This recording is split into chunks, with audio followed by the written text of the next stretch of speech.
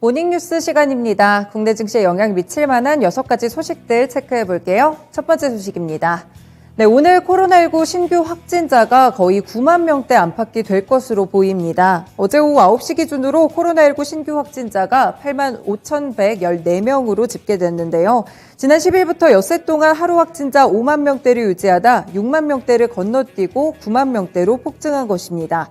이와 더불어서 중환자와 사망자 수 급증도 우려되는데요. 다만 의료체계 여력은 현재로선 안정적이다라고 정부가 평가하고 있습니다.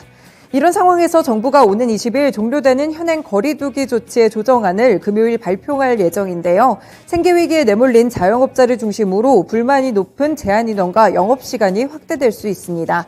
현재는 8인 10시, 8인 9시, 6인 10시 등 다양한 방안이 거론되고 있는 것으로 전해집니다. 이 출입명부 작성은 중단하게 되지만 방역 패스는 계속 유지될 것으로 보입니다. 두 번째 소식입니다.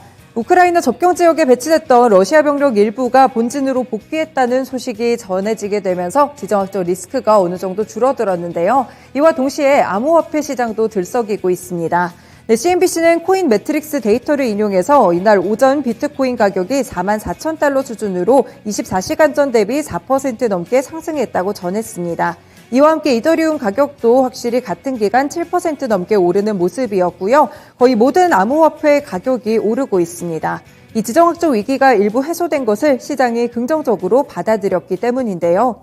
암호화폐 정보업체 카이코의 클라라 메달리 수석연구원은 비트코인과 이더리움 모두 이전의 저항을 뚫고 1개월 내 최고치를 향해 가고 있다면서도 이번 반등이 지속될 수 있을지는 조금 더 지켜봐야 된다는 의견을 표명했습니다.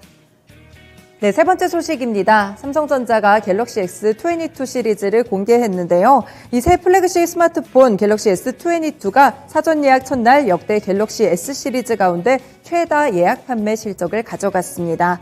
갤럭시 S22 이 사전 예약 첫날인 지난 14일 예약 판매 실적은 전작인 갤럭시 S21 대비 3배에서 4배가량 높은 것으로 알려졌는데요. 이는 역대 갤럭시 S 시리즈 가운데 최대 기록입니다. 갤럭시 노트 대기 수요가 유입되면서 갤럭시 S22 시리즈의 3가지 모델 가운데 특히 울트라가 압도적인 인기를 끌었습니다. 이 통사별로 보면 SK텔레콤은 예약자의 70%, 그리고 KT는 60%, LG유플러스는 53% 이렇게 과반수 이상의 갤럭시 S22 울트라를 선택했습니다. 개별적으로 실적 뉴스도 몇 가지 보겠습니다. 첫 번째로 NC소프트 실적이 발표됐는데요. 지난해 영업이익이 반토막이 났습니다. 대표 IP인 리니지 이 시리즈의 확률형 아이템 논란과 함께 신작 출시 관련 비용이 증가하면서 실적이 이렇게 크게 하락한 것으로 보이는데요. NC소프트는 어제 지난해 매출액이 2조 3,088억 원으로 지난해보다 매출은 4% 감소했습니다. 영업이익은 3,752억 원으로 55% 내려갔고요. 당기순이익 역시나 같은 기간 3,957억 원으로 33% 줄어들었습니다. 이번 영업이익의 부진 원인은 마케팅비 그리고 인건비 같은 운영비용이 증가했기 때문인데요. 특히 마케팅비는 신작 출시로 인해서 지난해 대비 122%나 늘어났습니다. NC소프트는 올해 하반기 리니지 W 서비스 지역을 북미와 유럽 쪽으로 넓히고 세계 무대를 목표로 5종의 신규 IP를 개발해 내놓을 방침입니다.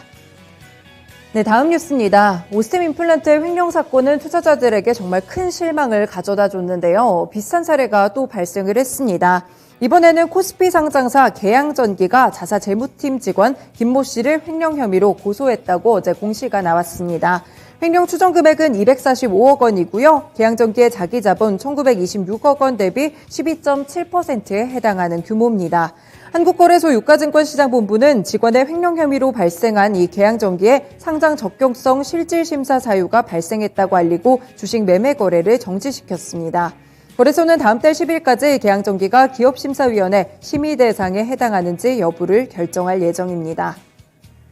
마지막 소식입니다. 오상 헬스케어 쪽 소식인데요. 식약처로부터 코로나19 자가검사 키트의 판매 승인을 획득했다고 밝혔습니다. 오상 헬스케어는 오상 자이엘의 자회사인데요. 오상 헬스케어 관계자는 국내 판매 승인이 예상된 시점부터 제약과 유통사들과 공급 관련 논의를 진행했다며 해외에서도 제품을 수주받아 공장을 풀가동하고 있으며 현재 진행 중인 설비 증설을 빠르게 마무리해서 국내 공급 물량을 맞추기 위해 최선을 다하겠다고 말했습니다. 오상 헬스케어는 최근 회사의 코로나19 진단키트에 대해서 미국 식품의약국으로부터 긴급 사용 승인을 받은 바도 있고요. 지난해 12월에는 개인용 자가검사 키트로 유럽 제품 인증 적합성 인증을 획득했습니다. 네, 이렇게 6가지 소식들 체크해드렸습니다.